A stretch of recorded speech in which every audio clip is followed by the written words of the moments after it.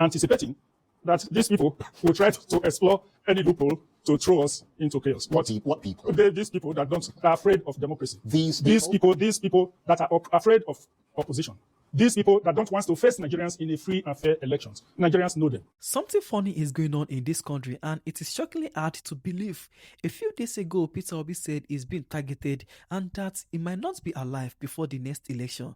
Guess what just happened? Today, it is Atiku Abubakar, and according to the ADC's court judgment, Atiku technically doesn't have a party right now. So, does that mean both Peter Obi and Atiku Abubakar could end up missing the ballot paper entirely? Just do well to stay with me to the end because I have something for you. But let's start with President Bola Ahmed Tinubu. There is talk that the North doesn't want to support Peter Obi or Atiku, but at the same time, they are furious at President Bola Ahmed Tinubu. So who exactly do they want? And on the Muslim ticket, watch this first. So for the advocates of Muslim tickets, Bless Nigeria. do you think the advocates of Muslim ticket will support a Christian ticket, or an Isheshe ticket, or an Oshubu ticket, or an Ifa ticket, or an Igbe ticket, or an Agbasa Juju ticket? Well, let me say this. There is nothing like a Muslim ticket.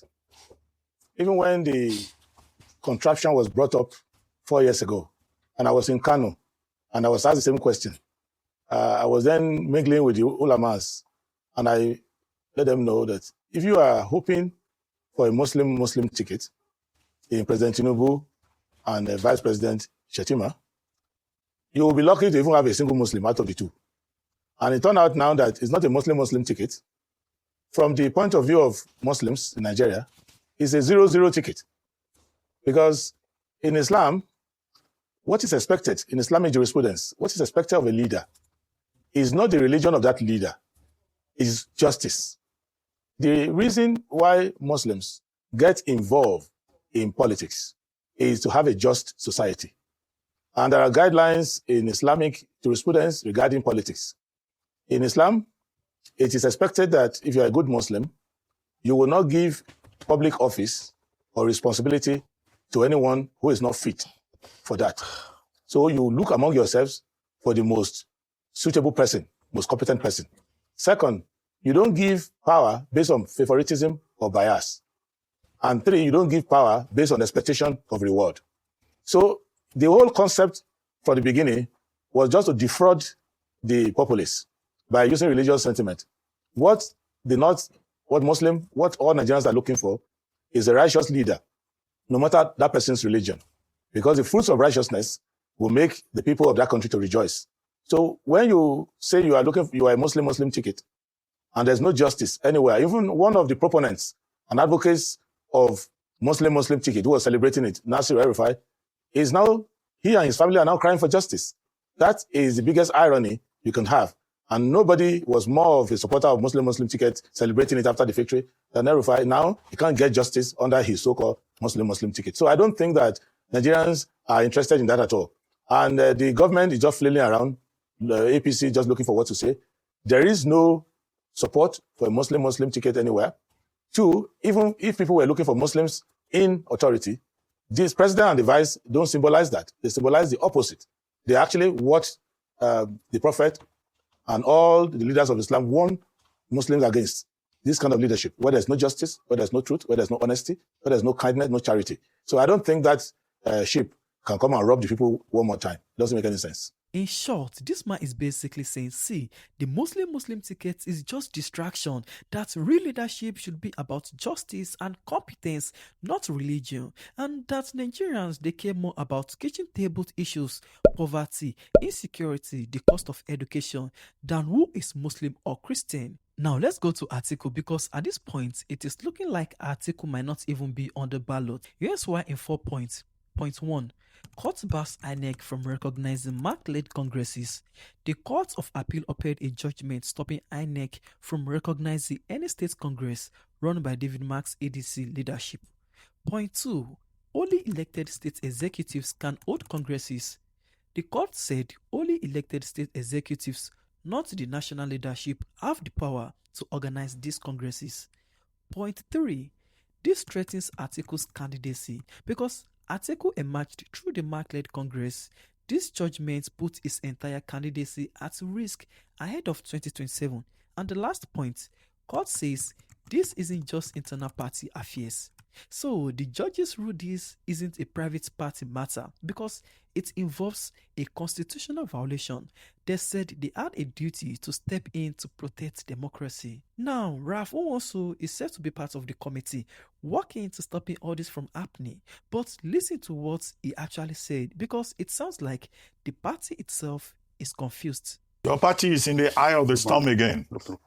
The Court of Appeal, in a split decision, has now said, well, the lower courts were right, particularly the Court of Justice Joyce Abdul-Malik, that had said INEC should not recognize the David Mark-led congresses, and that the chairmen at the state levels, that their tenure is still valid, and that they hold the stronger end of the stick. Today is the deadline for the submission of candidates. By 12 midnight today, INEC says it will close the portal for the submission of candidates, particularly for presidential and national assembly. So what's next, in your view, for the ADC? Will this matter now go to the Supreme Court? Since you have one window from Justice Abba Mohammed, who delivered a dissenting judgment in which he raised issues of jurisdiction and non-interference in the internal affairs of political parties. But what do you think we should see next? Because members of your party are concerned that this may affect the fortunes of your presidential and National Assembly candidates to start with. I want to tell you, ADC, Atiku Abubakar and Rotimi Amaechi's name has been successfully uploaded as our presidential and vice presidential candidate. The names of all the National Assembly officers has also been uploaded. There's no judgment so far, other than the judgment reaffirming that the process that brought David Mark and the new NWC into being is correct. At least INEC has confirmed that, and the Court of Competent Jurisdiction in Abuja has also confirmed that. Sorry to interrupt you. Was that the majority judgment that was delivered by Justice Okonabang yesterday? Was that what he said? We're talking of the latest ruling by the Court of Appeal. So even if we said the names have been uploaded, we are coming there. Those names cannot stand on nothing. No. The appeal court of yesterday talked about the congresses, not about the primaries and not about the leadership of the party. The congresses only refers to the process where how the state executives of the party or the local government executives or the ward executives are put in place. That's what the congresses mean. But the primaries represent the way people who will contest for election at any level are nominated. So our primaries have been done. There's no questions about our primaries, and the court has also upheld the leadership of David Mark. So that the processes are going on well. I mean, he just like the other judgment the other day, where somebody went on to say the party is deregistered. Based on what? Chairman, sir. It's important. Wait, I have been involved in party leadership for more than 20 years. Therefore, you should be able to take a benefit of the deep knowledge. Chairman, sir. It cannot be manipulated. Yes, sir. Yes, sir. I don't know. Have you seen the CTC of this judgment? I think you should read the CTC before you comment. So.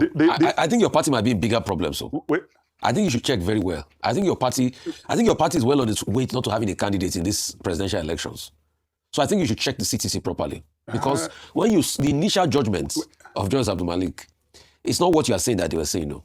It affected your party primaries. Because those state chairmen that went, there is nothing for your party primaries to stand on if they were not recognized. They brought in caretakers. And they are now going to court or they have won in court. So there's nothing for you to stand on, no. I think we should check. Maybe when the CTC comes out, we can come again. You can come again. You heard that even people trying to fix this doesn't sound sure of what is going on.